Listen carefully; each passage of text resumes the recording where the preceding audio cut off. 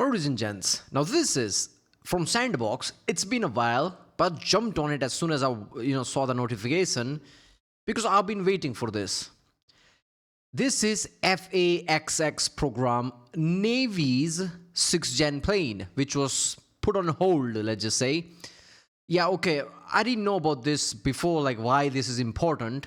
And I'm like, yeah, F-47 is going to be great. Air Force has a new plane like F-22, air dominance. The more and more I've watched military videos in past multiple years, I realize people were right. Navy needs 6th gen more than Air Force does, for obvious reason. Imagine if Navy right now, the Lincoln, Ford, if they had the 6th gen plane in Iran. They're already dominating, but how much would they dominate more? I'm guessing Trump just went, okay, I guess we're doing this for the Navy as well. And Northrop wants the contract? Of course they do. It's going to be interesting. Let's do this one. The U.S. Navy is finally going to award a production contract for its new stealth fighter this August, at least according to new reports that were just confirmed by the War Zone. So let's talk about what that means, who will build these new jets, and what the Navy desperately needs to get out of them. The FAXX program is the Navy arm of the Next Generation Air Dominance program that also produced the Air Force's new fighter. I hope they don't just take B-21 and scale it down somehow, put a polish on it, there you go, new Navy's plane. Yeah, because B-21 has been made in a way that it can do many jobs, not just bomber. It can also do fighter plane jobs, which the first time I heard about is like, how does a bomber do that? That's insane. And in the Iran thing right now that's going on, there have been many instances where B-2 needed a lot of planes around it because B-2 can't really defend itself against an incoming plane attack. There's been many instances like that. And even then I'm like, yeah, this is why B-21 has made into a way that it can do air-to-air combat as well. In Boeing's F-47, though the FAXX has some very different top-line priorities. Now, there are two firms left in the running to build this new carrier fighter, including Boeing, with what's expected to be a carrier version of their F-47 design, and Northrop Grumman, with a design that they've only hinted at in public with renders like this one. Now, Northrop Grumman could arguably be considered the underdog here, seeing as Boeing has already secured one contract, but in which universe is Northrop underdog ever? They are making B-21, which will probably touted as one of the best plane US have because it's supposed to be a successor to B-2. It's a bomber. US's bombers are usually the better than everything else. That's how it usually goes. So B-21 probably going to be the best of the best of the best 6th gen. Because it's like high-end bomber which is going to cost more than any other plane, right? More than F-47 and things like that. This is why B-2 was cost like $2 billion or something. B-21 is not going to be cost as much because US is moving towards more like saving money and making it more efficient type of way, making it production better and all that, but it's still going to be cost more than the other ones. Northrop is never underdog. I know what he means because F-47 is already a thing. Boeing is already doing that. So they're going to be underdog for the contract. Because I was going to say that before he said it, like, probably there's a higher chance Boeing will get it. Same thing how, like, F-35 was doing, right? F-35 has many variants, including Navy and Marine one. They could just argue, like, we already have 47. It's going to be easier if we make that into a Navy version, part sharing and everything, even for the maintenance. I would not count Northrop out. Not only is this the firm behind the Navy's legendary F-14 Tomcat, but it's also the company that designed and built the YF-23 that competed and ultimately lost to the F-22 Raptor despite being a very capable jet. Isn't Northrop making it for the Japan? Didn't Japan give contract to Northrop to make a 5th gen plane?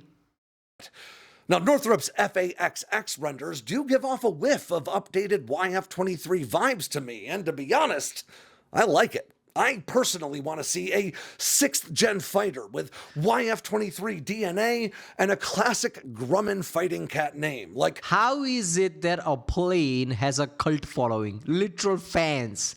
It's like this. Is it Taylor Swift? Is it Justin Bieber? That type of thing.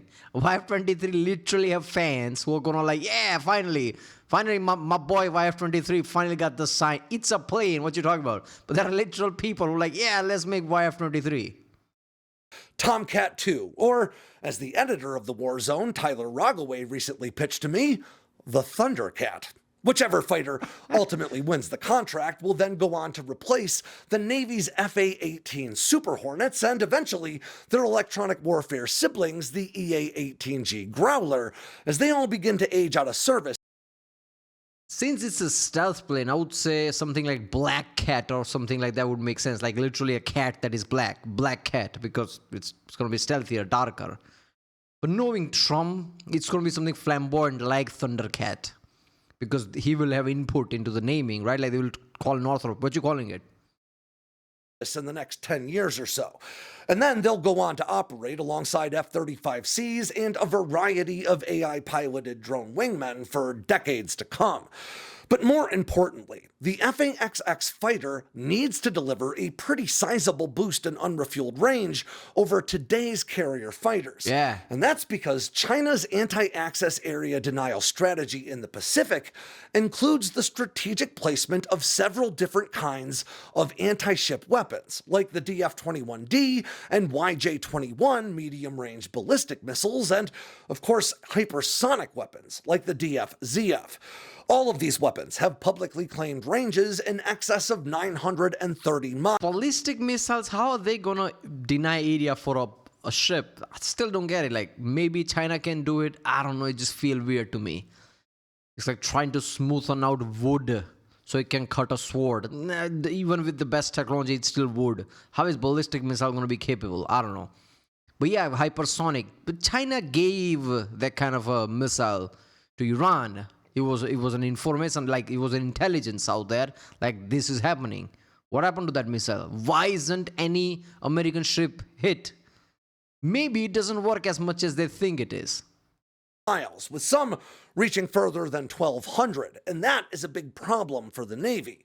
The FA-18 Super Hornet has a combat radius, or how far it can fly to deploy ordnance before having to turn around again without refueling, of just about 640 miles, while the F-35C can go a bit further, but still to less than 700. That means American carriers would have to sail to within range of Chinese anti-ship weapons in order to launch their own combat sorties if a fight were to break out between these nations.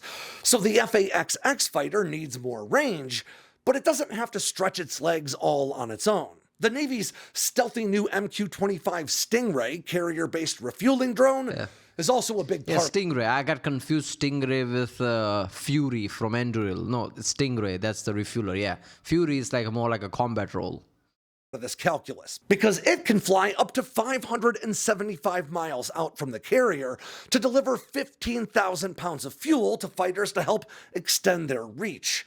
Now, once a contract decision is made, the winning firm will get started on a production representative prototype for more testing. The technology demonstrators associated with the NGAD program have already been flying since 2020. Now, once testing is completed, serial production will kick off with the goal of getting these jets into service by the mid-2030s, which, at this point, is a pretty darn aggressive timeline. There you go. Yeah, I think this is gonna happen. First of all, I assumed this is gonna happen when Trump said the F-47 thing, because the wars have been popping up one after another since 2022. I'll say 2020. I don't care. Even the COVID was like too much. So since COVID, something has been happening. COVID, 2022, Russia-Ukraine thing. Then the Middle Eastern thing started where like Hamas launched missiles on Israel. That popped off the Middle Eastern thing.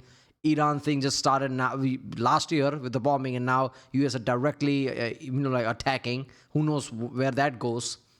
India-Pakistan thing nearly happened. A lot of wars in like South Asia and like many places happened. In Africa happened. Things are already happening. So US is literally like, yeah, China thing might happen as well. So we're gonna need 6th gen plane fast. So they're gonna make this really fast as they can. But some part of me thinks the China thing is not going to happen. Because look at how US Iran thing is going. It's stressful, man. Look at how stressful it is. And it's Iran. It's not even in top 10 powerful country. So China sees this. Do China really want to fight America or vice versa? Because both countries are literally the top countries, first and second. There's way too many things to lose. Iran doesn't have much to lose. They were already struggling economy-wise and all that, right? And there's many religious and other factors as well. China doesn't have those factors. China is rich. China doesn't have religion or any other, ideology. Would China really want to fight America? I think they'll be like, yeah, we'll get Taiwan one day. That one day probably will never come because they don't want to do it. I think that's what's going to happen. There'll never be a China-US war. But who knows? Maybe I'll be wrong and we're all screwed after that. All right, well, there you go. FAXX is back. Northrop. I say Black Cat, but fine. Thundercat also works. If you like my next subscribe and I'll see you next time.